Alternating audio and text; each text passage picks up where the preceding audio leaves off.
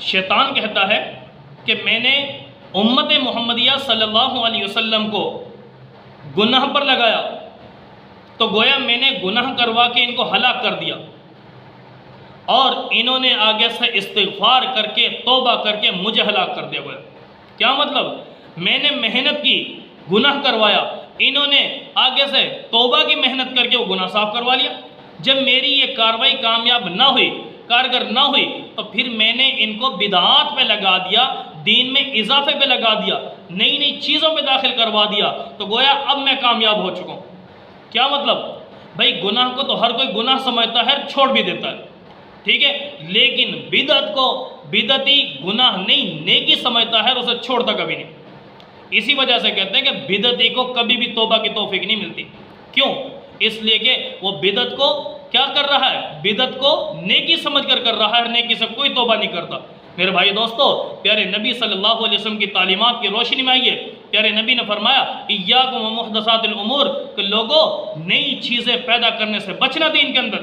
کیوں؟ فإن كل محدثۃ بدعہ، اس لیے کہ ہر نئی چیز، گھڑی ہوئی چیز بدعت ہے، وکل بدعۃ ضلالہ، اور ہر بدعت گمراہی ہے، وکل ضلالۃ فی النار۔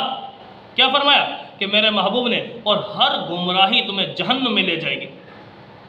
اسے بھائی دوستو، محبوب نے فرمایا نہ دین میں اضافہ کرنا ہے، نہ دین میں کمی کرنی ہے، نہ افراد میں جانا، نہ تفرید میں جانا، لیکن دین وہی ہے جو محبوب سے ملا، کلمہ وہی ہے جو محبوب سے ملا، قرآن وہی ہے جو محبوب سے ملا، ٹھیک ہے، اور اذان وہی ہے جو محبوب سے ملی ہے۔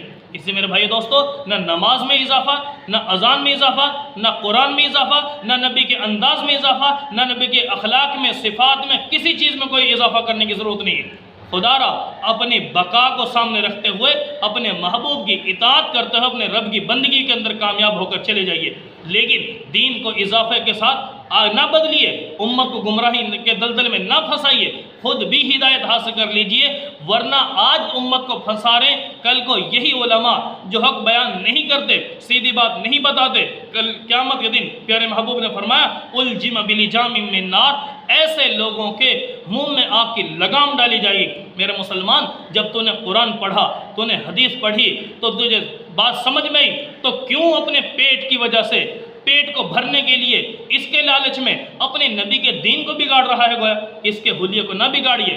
اللہ تعالی ہمیں ہدایت نصیب فرمائے۔